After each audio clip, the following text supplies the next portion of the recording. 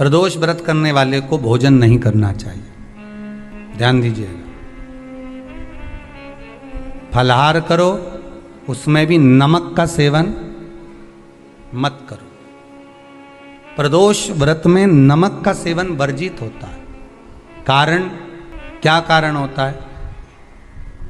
उसका एक कारण माना गया है नमक की वर्जितता। जिस समय पर एक नगर में एक ब्राह्मणी रहती थी, बहुत भाव से सुनिएगा, प्रदोष व्रत नमक को त्यागने का भाव। प्रदोष व्रत की किताब में भी मिल जाएगा आपको, आप पढ़ेंगे तो सुना होगा आपने। एक ब्राह्मणी रहती थी एक नगर में, उसका पति नहीं था। छोटा सा बालक एक साथ में रहता, छोटा सा बालक। अब ब्राह्मण के घर की धर्म पत्नी है, ब्राह्मण कर्मकांड करने वाला, पूजन करने वाला, पाठ करने वाला, अनुष्ठान करने वाला, पूजन करने वाला, मंत्र जाप करने वाला, भगवत भक्ति में डूबने वाला। ब्राह्मण तो चले गया, ब्राह्मणी बच्चे के साथ रह रही है। क्या करे वो? अकेली निवास कर रही है, अकेली रह रही है। और ब्राह्मणी बच्चे के साथ भ्रमण करती रहती, घूमती, कहीं कहीं दर दर जाकर कुछ भिक्षा को मांग कर लेकर आ जाती। और भिक्षा लाने के बाद में उस भिक्षा को जब लेकर आती तो अपने बच्चे को भी खिलाती और स्वयं भी उसका पान करती। एक दिन ब्राह्मणी भ्रमण करते करते प्रदोष काल के समय पर शिव मंदिर में प्रवेश करी। प्रदोष काल के समय पर, और शंकर मंदिर में जब प्रवेश करा, प्रदोष काल किसको कहते हैं? सूर्य अस्त हो रहा हो, रात्रि प्रवेश कर रही हो, दोनों का जब मिलन हो रहा हो वो प्रदोष काल कहलाता है। दोनों का जब मिलन हो रहा, सूर्यास्त हो रहा हो, रात्रि अपना चरण बढ़ाने के लिए आगे बढ़ रही हो, और दोनों का जब मिलन हो रहा है वो प्रदोष काल है, वो प्रदोष का समय है। ब्राह्मणी मंदिर में प्रवेश कर रही। जब ब्राह्मणी मंदिर में प्रवेश करी, मंदिर के अंदर पहुंची, प्रदोष काल का समय था, प्रदोष का समय चल रहा था। और प्रदोष काल के उस समय में, प्रदोष काल के उस समय में जब ब्राह्मणी ने देखा कि कोई भगवान की भक्ति में लगा हुआ है, भगवान के रस तत्व में डूबा हुआ है। आज ब्राह्मणी के पास में कुछ पदार्थ नहीं है, अपने बच्चे का पेट भरने के लिए कोई सामग्री नहीं है, और कुछ आस लेके वो प्रवेश करी है, कुछ आस लेकर वो अंदर प्रवेश कर जाती है। कोई ऋषि की पत्नी, कोई ब्राह्मण जन की अर्धांगिनी उस प्रदोष के समय पर शंकर का अभिषेक पूजन कर रही थी, भगवान शिव की आराधना कर रही थी, भगवान की भक्ति में डूबी हुई थी। जब भगवान शिव की आराधना में डूबी हुई है, आराधना कर रही है, ये कुछ पाने के लिए चली गई, ये कुछ पाने के लिए गई, और इसके मन में आया कि मैं कुछ, मुझे भोजन का कोई पदार्थ मिल जावे, मुझे कुछ भोजन मिल जावे, और जब मुझे भोजन मिल जाएगा तब मैं जो पाऊंगी अपने बच्चे को भी पाऊंगी। पर जिस मंदिर में वो प्रवेश करी थी, जहाँ पर नारी पूजन कर रही थी शंकर की प्रदोष काल में, वहाँ पर पड़ी हुई कुछ वस्तु को इस ब्राह्मणी ने मांग लिया। मेरे बालक को बहुत भूख लगी है, मेरा बच्चा बड़ा भूखा है, इसके भोजन के लिए थोड़ी सी सामग्री दे दीजिए, इसके भोजन के लिए थोड़ा सा कुछ रस तत्व दे दीजिए। उसने उठाया थोड़ा सा पदार्थ, कुछ जो उसके पास में था वो दिया। जब दिया तो देने के बाद जब उसे प्राप्त हुआ, और होने के बाद में जब वो मिल गया उसको, तो उसने उस समय पर उस पदार्थ को जैसे ही मुख में लिया, लेते ही कहा, इसमें तो स्वाद नहीं है, इसमें स्वाद नहीं है। उस ब्राह्मणी ने बड़ा सुंदर एक संवाद कहा। घर का जो बड़ा होता है ना, घर का जो बड़ा होता है, घर का बुजुर्ग जो होता है, घर का जो प्रथम स्थल प्राप्त करने वाला, मेन कुर्सी पर, अच्छी जगह पर जो बैठने वाला होता है ना, ब्राह्मणी कहती है वो कभी किसी वस्तु में ऐब नहीं देखता, मिनक नहीं निकालता। समाज के अन्नकूट होते हैं, समाज के जब अन्नकूट होते हैं महाराज, समाज के जब अन्नकूट होते हैं, बड़ी बड़ी समाजों में जब कार्तिक महीने में अन्नकूट महोत्सव होते हैं, बहुत सारा प्रसाद बनता है। जो बुजुर्ग होते हैं ना, बड़े समझदार लोग होते हैं ना, तो अन्नकूट की जब प्रसाद खाने बैठते हैं ना, उसमें नमक नहीं भी होता ना तो नहीं बोलते कि इसमें नमक नहीं है। पर जो हमने डोनेशन दिया है, जब तुम आए थे समाज वाले तो हमने 1000 का लिफाफा दिया, 500 का लिफाफा दिया, 2000 का लिफाफा दिया और भोजन ऐसा बनवाया।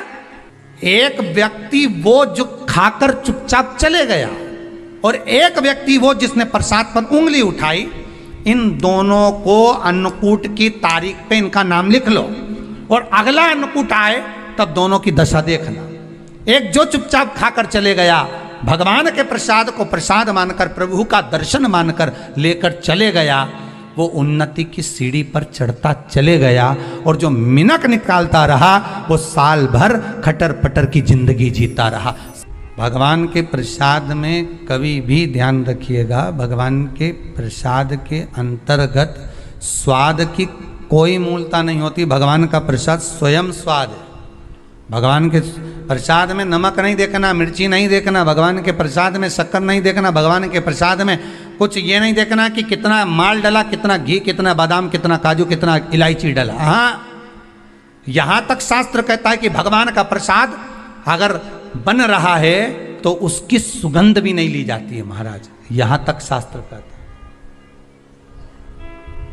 जब तक भगवान उसको पानी ले तब तक उसका सुगंध भी नहीं ली जाती।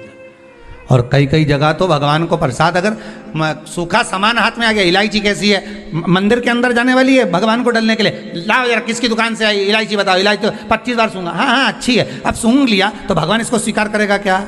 अरे जम के तो बोलो। एक फूल तुमने बगीचे से तोड़ा और सोचा इसमें पहले मैं सूंघ लेती हूं, इसमें स्वाद है कि नहीं, इस फूल में गंध है कि नहीं, इसमें सुगंध है कि नहीं, और फूल सूंघ लिया, उसके बाद तुम भगवान को देखो, भगवान स्वीकार करेगा नहीं। कई कई घरों में तो हंडी से दाल चलाती जाए ने हाथ में डाल के। महाराज ब्राह्मणी ने जैसी मुख में लिया थूक दिया। ये श्रेष्ठ नहीं है। जो ऋषि की पत्नी अंदर पूजन कर रही थी प्रदोष काल, उसने कह दिया, आपका चेहरा बता रहा है कि आप ब्राह्मण की धर्म पत्नी, पर आज आप दर दर जाकर अगर भिक्षा मांग रही हो, दर दर जाकर अगर भीख मांग रही हो, दर दर जाकर भिक्षा को मांग रही हो, तो इसमें आपके पति का दोष नहीं है, दोष आपका है। क्योंकि आप भगवान के प्रसाद में भी जो स्वाद देखी थी ना, ये आपका एक जन्म का नहीं है, ये ना जाने कितने जन्म का है। ब्राह्मणी के मस्तिष्क में बैठ गया, ब्राह्मणी के उस पुकाना वो बक्कल में नहीं अक्कल में बैठ गया कि ये स्वाद नहीं देखना।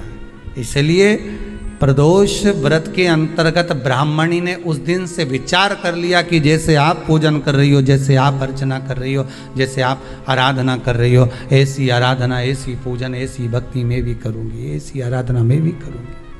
अब मैं स्वाद नहीं देखूंगी।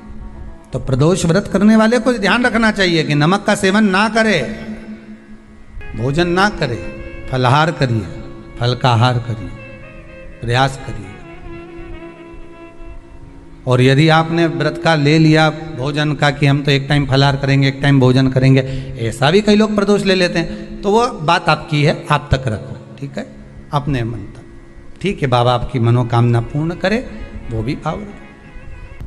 अरे भगवान को धन्यवाद दो कभी कभी कि तूने अच्छे घर में पैदा किया, अच्छा परिवार दिया, अच्छा पति दिया, अच्छी पत्नी दी, अच्छे बच्चे दिए, अच्छा कुटुंब दिया, घर दिया, दुकान दी, जमीन जायदाद दी, शरीर अच्छा दिया, हाथ पैर आँख नाक मुंह सब बढ़िया दिया, एक के भी निपटा के नहीं भेजा तूने। मान लो एक आध निपटा के भेज देता तो क्या झगड़ा करने ऊपर जाते? एक ही कान देता और एक गायब कर देता तो यहाँ से चिपका देता, क्या कर लेते? हाथ एक देता और एक गायब कर देता। तो क्या झगड़ा करने जाते ऊपर कि मुझे ऐसा शरीर दिया? नहीं, भगवान को धन्यवाद देना कि मुझे अच्छे घर में पैदा करा, कटोरा लेके वहाँ चौराहे पे नहीं बिठाया। तूने अच्छा घर दिया, 2 समय की रोटी दे रहा है, खूब जोरदार शरीर दिया, भजन करने का मुहूर्त दिया, और बचा कुचा था तो ये सियोर वाला महाराज दे दिया, कथा सुनाने वाला। शाम के समय पर प्रदोष काल में बेलपत्री के पेड़ के नीचे, चाहे शंकर के मंदिर के दरवाजे पर या शिव मंदिर में, अगर आप प्रदोष के दिन दिया लगाते हो, सोमवार के दिन दिया लगाते हो, तो ऐसा कोई व्यक्ति नहीं जिसको मेरे देव अधिदेव महादेव मेरा विश्वनाथ भंडार नहीं भरता हो। खाली नहीं छोड़ेगा, दे देगा, भंडार भर देगा, कमी तो नहीं रख सकता, ये पक्का। पर तुम करना ही नहीं चाह, 2-4 सोमवार करो और उसके बाद के तो महाराज जी हमने तो करा था, हमको तो मिला ही नहीं। 2-1 प्रदोष करा तुमने, अरे 1 साल करो, सारे दर बदर भी तो अपन ठोकर खा कर आए, इतना साल निकाला अपन ने, और 6 महीना 3 महीना 4 महीना भगवान से निवेदन तो करो, दिल से कहो तो सरी, नी भंडार भरे तो बात दूसरी, एक बार बोलो तो। पर जगत के लोगों के सामने जाकर मत कहना, कहना तो देव अधिदेव महादेव से कहना। प्रदोष व्रत करने वाले को प्रदोष के दिन प्रयास करना चाहिए कि रात्रि के समय पर आधा घंटा, 10 मिनट, 20 मिनट जागरण करे। जागरण मतलब थोड़ा भगवान का भजन कर ले। भले 4-5 माताएं इकट्ठी नहीं हो तो अपन अकेले ही कर लो। अपन अकेले कम है क्या भाई? अपन कम पड़े, आराधना अकेले भी करो, जागरण करो। जब आपकी 11 प्रदोष हो जाए, 26 प्रदोष हो जाए, तब उद्यापन करो। उद्यापन 2 ब्राह्मणों को जोड़े से बुलाओ, ब्राह्मणों को जोड़े से बुलाकर उनके चरणों की पूजन कर कर, आराधना कर कर, सुंदर मंडप तैयार कर कर भगवान का, उसमें सुंदर रंगोली डालकर, मंडल बनवाकर पूजन करो शंकर भगवान की प्रदोष का। एक दिन पहले गणेश की आराधना करो, पूजन करो, और प्रदोष वाले दिन जो मंडल बनाए हैं पूजन अर्चना करने के लिए, जो स्थान दिया है उसकी आराधना करो। खीर की आहुतियाँ दीजिए 108 बार। जो ब्राह्मण आए उनके माध्यम से मंत्रों द्वारा पूजन कराकर खीर की आहुतियाँ दीजिए शिव नाम महाराज। फिर ब्राह्मणों को जोड़े से भोजन कराकर, चरणों को नमन कर कर, दक्षिणा प्रदान कर कर, निवेदन कर कर ब्राह्मणों से कहें, हे ब्राह्मण देवता, आप हमें आशीर्वाद प्रदान करें कि जिस प्रदोष का हमने व्रत किया है उस व्रत का पुण्य फल हमें प्राप्त हो। ऐसा ब्राह्मण चरण को नमन कर कर, प्रणाम कर कर उनसे अपने मस्तक पर अक्षत छुड़वाएं। फिर नमन कर कर, भोजन कराकर विदा करें। शाम को भगवान का जागरण करें। ऐसे प्रदोष व्रत का उद्यापन कर अपने जीवन को सार्थक बनाएं। ऐसा सुंदर प्रदोष व्रत का व्याख्यान वर्णन स्कंद पुराण में करा गया। वही स्कंद पुराण का प्रदोष व्रत का वर्णन आपको शिव महापुराण के इस सुंदर संवाद में किया गया।